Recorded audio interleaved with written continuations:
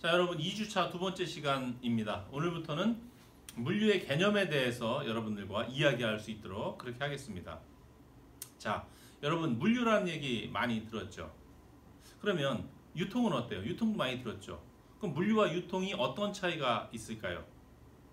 확실히 구별할 수 있는 학생이 있어요? 많지는 않은 것 같아요. 근데 아마 교수님 강의를 지난 학기에 들었던 학생이라면 물류와 유통의 개념을 좀 구별을 할 수는 있을 것 같습니다. 자, 물류와 유통 어떻게 다루고 어떤 게 좀 더 큰 개념일까?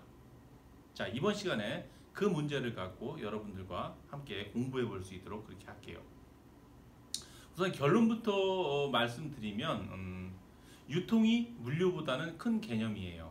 그런데 사회에서 우리가 받아들여지고 있는, 사회에서 많이 사용되고 받아들여지는 유통의 개념은 오늘 교수님이 설명한 광의의 유통 개념과는 좀 다른 거예요. 자, 원래는 유통이 물류보다 큰 개념인데 사회에서 일반적으로 사용하고 있는 유통이라는 말의 개념은 물류의 한 부분으로서 이해하는 경우가 많은 것들이 보통이에요. 다 틀린 것은 아닌데 어떻게 교통 정리가 돼야 되느냐가 필요한데 오늘은 그 부분에 대해서 교수님이 명확하게 이해를 시켜드릴 수 있도록 그렇게 하겠습니다. 자, 우선 유통, 광의의 유통 개념을 살펴보도록 할게요. 유통.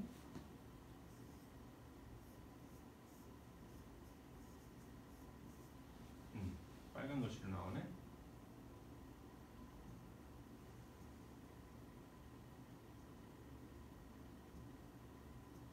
자, 유통.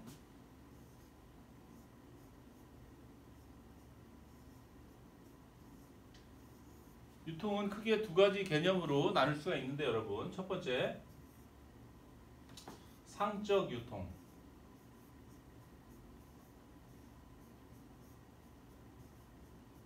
두 번째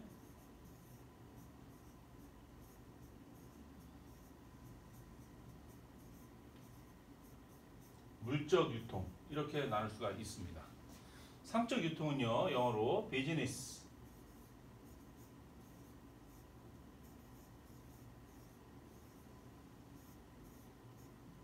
디스트리뷰션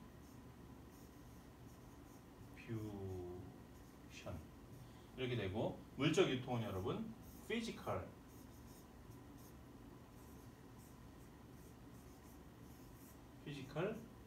디스트리뷰션 이렇게 됩니다. 자, 여기에서 여러분 잘 보면은 물적 유통의 물, 유, 이거를 줄여 얘기하면 물류가 되는 거죠. 물류, 그죠? 물류. 그럼 그런 같은 개념으로 여기는 상류 이렇게 얘기할 수 있겠네요. 이야기할 수 있죠. 상류라고. 근데 여러분 어때요? 물류라는 말은 자주 들어본 것 같은데 상류라는 말은 어때요? 별로 들어본 적 없죠. 교수님도 별로 못 들어본 것 같아요. 야, 상류가 일어났어. 상류했어? 이상하죠. 물류가 일어났어. 물류 운송했어? 자연스럽죠. 그러면 상류라는 말은 없는 말이냐? 그런 건 아니죠. 상류 있어요. 상류는 늘 일어나고 있어요. 또 상류 행위가 일어나야지만이 그것을 전제로 해서 물류도 존재할 수 있는 거예요. 자, 무슨 말이냐면 상적 유통이 일어나야지 물류 행위가 후속해서 일어나는 것인데 상류 행위는 그죠? 산업에서 계속 일어나고 있는데 우리가 상류라는 말을 안 쓰는 것뿐이에요. 잘 안 쓰는 거죠. 잘 안 쓰는 거죠. 다만 그 행위에 대해서 우리가 일반적으로 다른 용어로 많이 쓰고 이해를 해요. 그게 뭐냐면 상류를 우리는 매매 계약, 여러분, 그죠?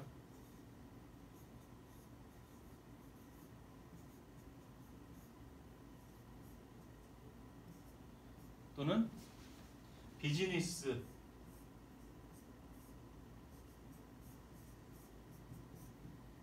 성사 뭐 이렇게 얘기하죠. 그래서 나 이번에 매매 계약 체결했어. 계약권 체결했어.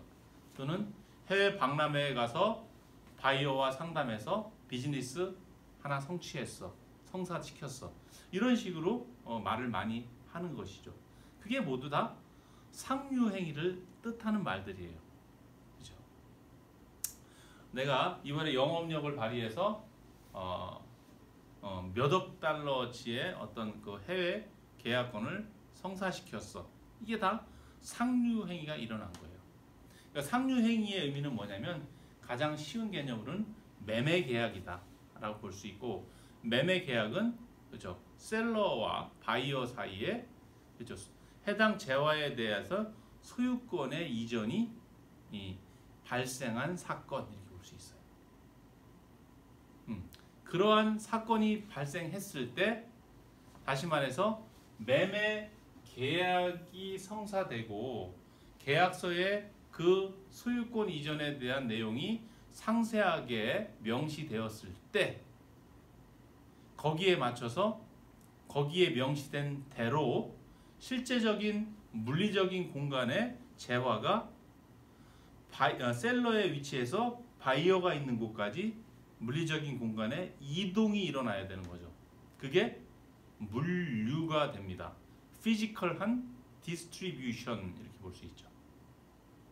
그럼 우리가 여기서 생각해 보면, 아하, 물류는 독자적으로 일어나는 게 아니라 반드시 상류를 전제로 해서 상류에 대한 후속 조치로 순차적인 개념으로 물류가 일어나는구나 라고 볼 수 있습니다. 그렇죠? 이해했죠, 여러분? 그렇게 보면 어떨까요? 그렇죠? 당연히 유통이 물류보다는 큰 개념이라는 것을 쉽게 이해할 수가 있습니다. 자, 이번에는 산업을 구성하고 있는 각 주체들 간의 관계를 통해서 물류를 한번 살펴보도록 하지요. 이해했죠, 여러분? 이 부분. 우선 기본적으로 우리가 주된 기업을 완제품을 만드는 제조업을 한번 봅시다. 제조업. 그죠?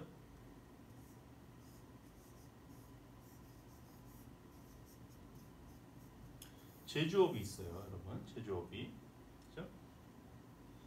자, 제조업은 무언가 완제품을 만드는 건데, 완제품을 만드는 것이죠. 그 완제품을 생산하기 위해서는 그 완제품을 구성하고 있는 또 다른 많은 재화들이 있겠죠. 원재료도 있고, 부재료도 있고, 부분품도 있고, 중간재도 있고, 그렇죠? 그런 것들이 모여서 그렇죠? 제조업체의 공정을 통해서 우리가 소비자가 사용할 수 있는 완제품으로 탄생되어지는 것이죠.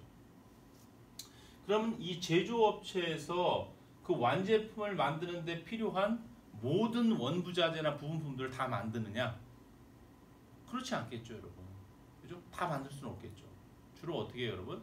중요한 것은 자기가 만들고, 나머지 상대적으로 내가 만드는 것보다는 나보다 특정 부품을, 특정 재화를 더 잘 만드는, 거기에 더 전문화된 기업이 있다면 그네들과의 매매 계약을 통해서 조달해서 쓰는 것이 훨씬 더 합리적이고 효과적일 수가 있는 것이죠. 그러한 기준으로 모든 제조업체는 자기들이 직접 메이크하는 것과 그다음에 외부에서 또 다른 공급업자한테 바잉하는 것들이 따로 있는 것이죠. 그래서 제조업체 앞부분, 그러니까 제조업체의 뒷부분, 후방에는 공급업체들이 있죠, 여러분. 공급업체. 공급업이 존재하고 있어요. 그렇죠? 이 공급업체에서 만들어진 원부자재, 부품, 중간재 같은 것들이 제조업체로 우리가 흘러 들어가게 되겠죠. 결국은 제조업체에서는 그런 것들을 조달을 해서 자기 회사의 생산 시설에서 생산 계획에 의거해서 완제품을 만들게 되고, 그 완제품은 완제품을 만들게 되죠, 여러분. 완제품.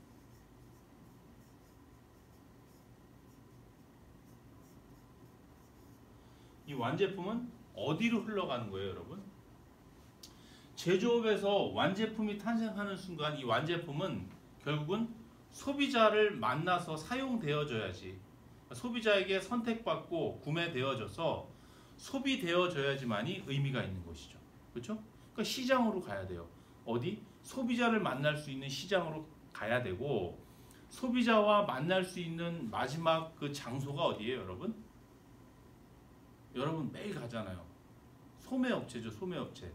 편의점일 수 있고 백화점일 수 있고, 그렇죠? 마트가 될 수도 있고.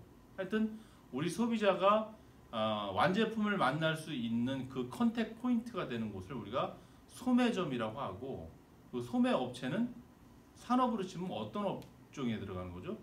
저 유통업이라고 우리가 가죠. 유통업. 유통업체로 가죠. 유통업체. 저 얘들은 결국은 유통업체로 흘러들어와요.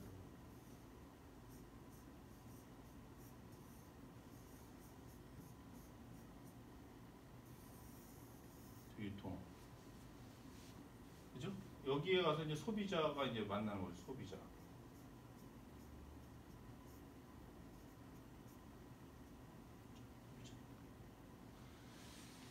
자, 그럼 보면 공급업체에서 제조업체로 부품이나 원부자재가 흘러 들어간다고 교수님이 얘기했는데, 그럼 공급업체와 제조업체는 어때요? 공급업체와 제조업체는 그 제품을 누가 구매하는 거예요? 이 관계에 있어서는 완제품을 만드는 제조업이 자기 완제품 만드는 데 필요한 부분품을 얘한테 사는 거죠. 이쪽 공급업체. 그러니까 여기가 바이어가 되고 셀러가 돼요. 어쨌든 이쪽에서 이쪽으로 흘러 들어가게 되죠. 재화가. 부품.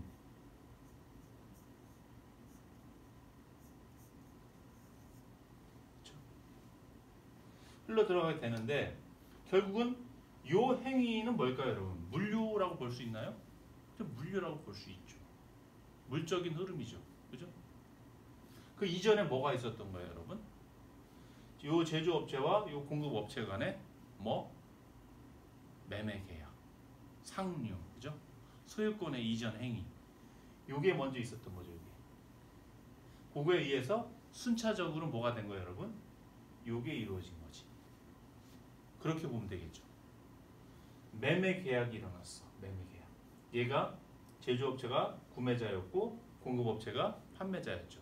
그 매매 계약에 의거해서, 그 계약에 의거해서 이 공급업체의 부품이 제조업체로 실제적인 물적인 이동이 시작된 거죠. 그게 물류죠. 그래서 이 구간의 물류를 우리가 뭐라고 그러냐면, 제조업체에서 완제품을 생산하기 위해서 공급업체의 부품을 조달하기 위한 목적의 물류라고 해서 조달 물류 이렇게 얘기합니다.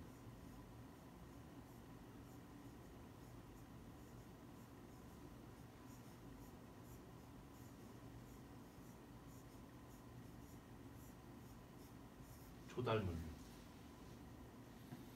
자, 이 조달 부품을 조달해서 제조업체에서는 어떻게 할까요, 여러분?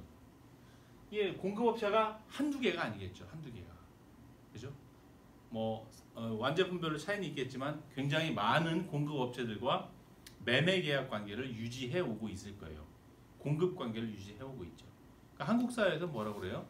공급업체라고도 하지만 하청업체라고도 하고, 또는 뭐 협력업체라고도 하고, 뭐 이런 식으로 많이 표현을 하긴 하죠. 그래서 어쨌든 이러한 많은 공급업체로부터 자기 기업의 완제품 생산에 필요한 부품이나 원재료, 그 다음에 중간재를 조달해온 상태에서 뭘 할까요, 여러분? 자기의 생산시설에서 생산을 하겠죠. 생산. 그래서 이 생산도 사실은 자기의 어떤 생산시설에서 인풋해서, 그죠? 이렇게 특정 프로세스를 거쳐서 나오게 되면 얘가 탄생하는 거죠. 완제품. 그래서 이 제조업체 내에서, 생산시설 내에서의 재화의 흐름, 생산을 위한 프로세스, 이것도 물류다라고 보는 거예요. 그래서 이런 경우는 우리가 목적이 생산을 위한 물류다. 그래서 생산 물류.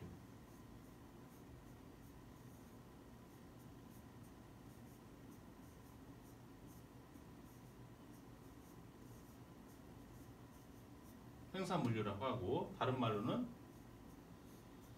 제조업체 기업 내에서 이루어지는 물적인 흐름이다. 그래서 사내 물류 이렇게도 얘기합니다. 사내 물류. 자, 좋아요. 생산 물류에 의해서 태어난 완제품은 이제 시장으로 나가서 저 제품을 필요로 하는 소비자에게 선택되어지고 사용되어져야 되는데, 그 포인트가 어디라고 그랬죠? 소매업체라고 그랬어요. 그래서 유통업체인 이 소매업체에 오게 되는데, 그러면 제조업체에서 완제품이 이렇게 소비자를 만나기 위해서 판매 서비스를 제공하는 소매업체에 오게 되는 요 흐름, 요것도 물류라고 볼 수 있겠네. 요 물류는 뭐죠, 여러분? 그 목적이 뭐예요? 판매를 목적으로 하는 물류죠. 그래서 얘를 판매 물류라고 합니다. 판매 물류.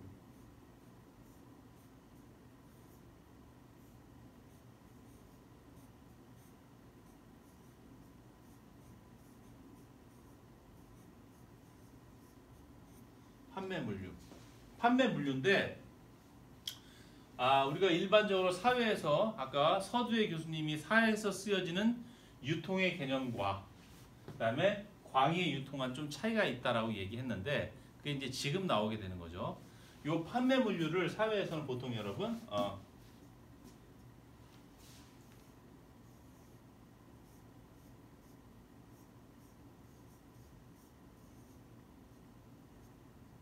유통 물류 이렇게 얘기합니다.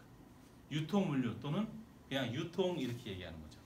그러니까 다시 말해서 일반적으로 사회에서 이해되어지고 통용되는 유통의 개념은 완제품이 판매를 목적으로 소비자에게 찾아가는 과정 자체를 유통이라고 보는 거고, 그 프로세스 상의 그 흐름의 위치에 있는 기업들을 그러한 이동과 관련된 기업, 완제품의 이동과 그 다음에 완제품이 소매업체에 도착해서 판매와 관련된 어떤 거에 관련된 모든 업종을 우리가 유통업 이렇게 일컫고 있는 것이죠. 그럼 중간에 뭐 도매업체가 있거나 또 다른 도매업체가 있고 최종적으로 소매업체가 있으면 이들은 모두 다 유통업체 이렇게 명명할 수 있는 것이죠. 그렇죠? 그래서 이걸 유통물류라고 하고 판매물류라고도 한다. 그래서 이제 일반적으로 나 유통업에 있어 그러면 이 완제품이 소비자에게 가는 요 구간 어디엔가 있는 업종에 종사하고 있구나 이렇게 볼 수 있는 것이죠. 그렇죠?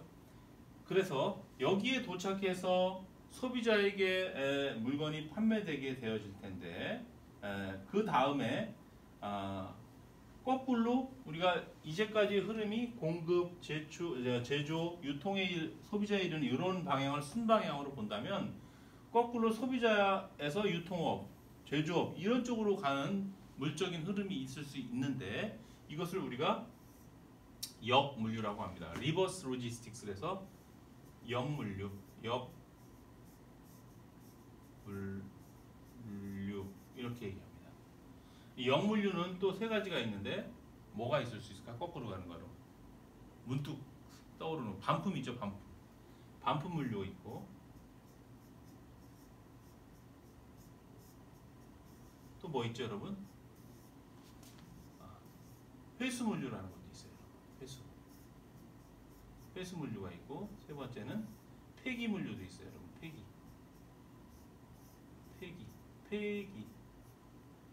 폐기 물류. 반품은 뭐 물건을 구매한 물건이 잘못됐을 때 반품을 하는 행위죠.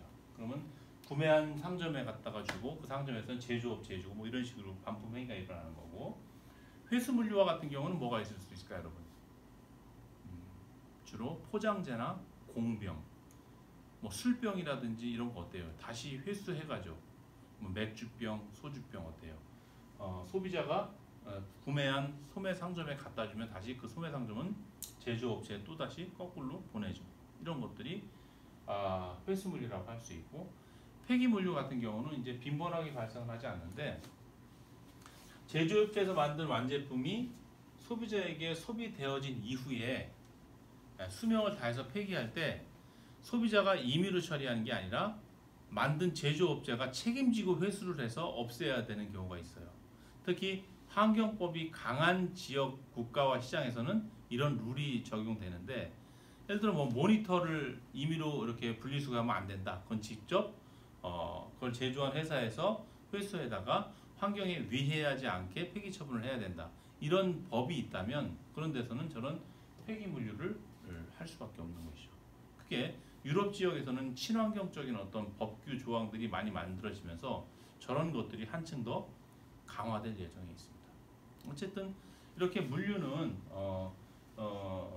이렇게 일어나는 목적성에 따라서 이렇게 조달 물류, 생산 물류, 판매 물류, 영물류 이렇게 네 가지 범주로 나눌 수도 있더라라는 거예요. 그리고 끝으로 한 가지만 더 설명을 하면, 이 물류의 기능이 있는데 여러분, 물류는 그럼 다 운송이냐, 수송 운송만 물류냐? 그렇진 않죠. 운송이 큰 비중을 차지하면서 첫 번째는 물류의 첫 번째 기능은 운송이라는 기능도 있고요. 두 번째 보관 기능이 있어요.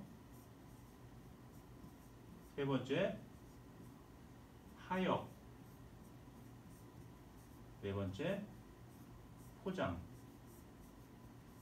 운송, 보관, 하역, 포장 이 네 가지가 물류의 핵심 4대 기능으로 볼 수가 있습니다. 그래, 오늘을 이 시간은 여기까지 이해를 하는 거로 합시다.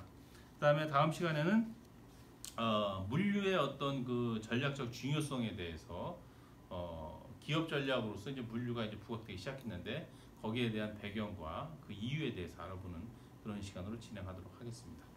그래, 오늘 수고 많았습니다. 다음 시간에 볼 수 있도록 합시다.